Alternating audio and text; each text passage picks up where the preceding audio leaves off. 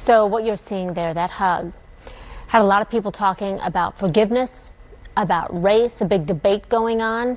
Remember, Geiger's a former Dallas police officer. She was sentenced to 10 years in prison for shooting his brother, Botham Jean, inside Jean's own home. Geiger said she mistook his apartment for hers. Criminal defense and constitutional attorney Page Pate with us now. Why do you think? We know that Brandt, by the way, was on Dr. Phil yesterday and said that he thought the cameras were off of him when he asked for that hug. His mother, who's called for a renewed focus on police training, said she was shocked by what he did. And there's a religious group that filed a complaint against the judge in the case after she gave Geiger a Bible in the courtroom and hugged her. We're going to get to that in a minute, but I want to ask you why you think this hug it's upset people. Well, it's certainly unusual. I mean, I can't count the number of times I've been in a courtroom when juries come back with a verdict, the judge is going to sentence a defendant, the judge allows the victim's family to testify for sentencing purposes. Sometimes you'll hear from the defendant. It tends to be a cold, methodical process. Somebody will get up and read a statement. Well, this is how this crime has impacted my family. The victim will say, well, maybe things would be different. I wish, I could have my brother back, my wife back, whatever the case may be. What we saw in this courtroom was pure, raw human emotion, and that is frankly missing from courtrooms too much, in my opinion. That we do a great job of processing people through the system, but a very poor job of trying to rebuild lives, of trying to put redemption back into a victim's family. So if he was motivated at that moment to do something out of the ordinary, I think it's great that he did it. I understand that it's unusual. I can see the controversy, but that is exactly the type of thing that's missing in courtrooms, that healing, the starting of the process. Send her to prison, that's fine, that's where she's going, but how is that going to help him or his family? It's really not.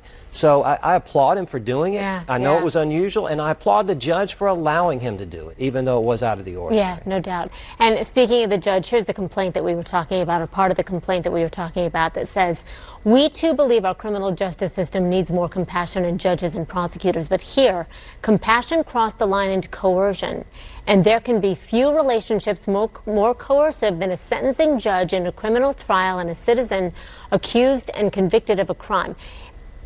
Is it a violation under the Texas Code of Judicial Conduct here?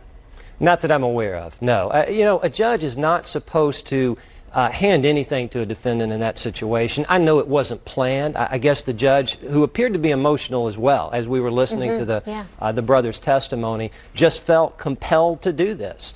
And it wasn't like the judge interrupted the proceedings and said, now let's all pray together. I don't think she brought religion into the courtroom. It was a simple act of what the judge thought was kindness by giving her a Bible and wishing her well. All right. There's another trial underway right now that we need to talk about. This is a case of a former police officer charged with murder for killing an unarmed black man. This happened here in Georgia. Right. Robert Chip Olson is accused of murder for killing 26-year-old Air Force veteran Anthony Hill. He was naked, he was unarmed at the time when Olson shot him in the chest and the neck. Jury deliberations resume on Monday. They've already been deliberating, I think, for about 5 hours yesterday. But I wanted to ask you about whether this was excessive force. I mean, the 911 call stated that people were calling because they saw an erratic man who had no clothes on, knocking on doors, running around. He was running toward the officer. Should the officer have done something other than shoot him? Well, that's what the jury's trying to determine. This officer apparently had no prior disciplinary issues like this. He had never been accused of excessive force. He's, I think, 7-year veteran of seven-year veteran of DeKalb County Police Department. He arrives on the scene having heard that somebody there is acting erratically. He sees the person who appears to be acting erratically. Apparently there were some mental health issues. But it's also clear that the person is not armed. And so the question for the jury is, was it appropriate, was it reasonable for the officer to pull his firearm and shoot this individual who was clearly not armed when he had his baton, when he had other ways perhaps to deal with the situation? The defense is saying, look, maybe so in hindsight, but he had 6 to 7 seconds to make that decision.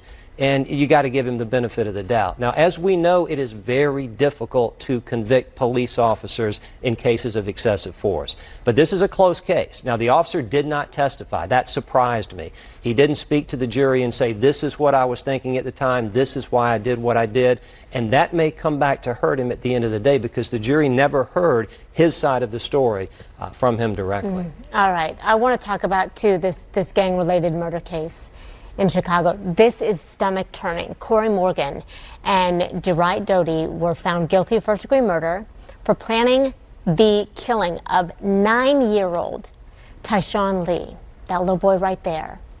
This murder was in retaliation for the killing of Morgan's brother, one of the suspect's brothers.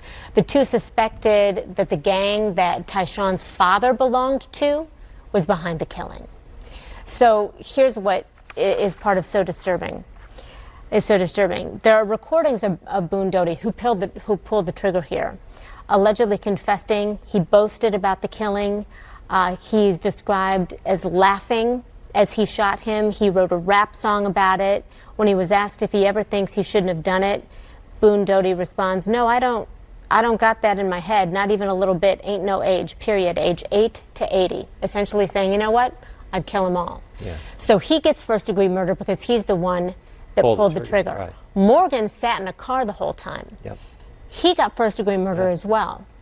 And potentially facing the same punishment. Because so people, and is that because he planned the killing? He was involved in the killing in some material way. I mean, there have been people, even here in Georgia, who have been executed who never pulled the trigger, never actually killed anyone, but were involved in the planning, were involved in allowing it to go forward. And so first-degree murder, although people may think, well, it's got to be more serious if you're the actual person who pulls the trigger, if you're the gunman. Not necessarily, not under the law. And I will tell you, Illinois, state cases, there's no death penalty anymore there. If that case were tried here, it almost certainly would have been a death penalty case. For both of them? I think so, yeah. Wow. All right. Page Pate, we appreciate it so much. Thank you, Kristen. Thank you. Always good to have you here. Good to be here. Absolutely.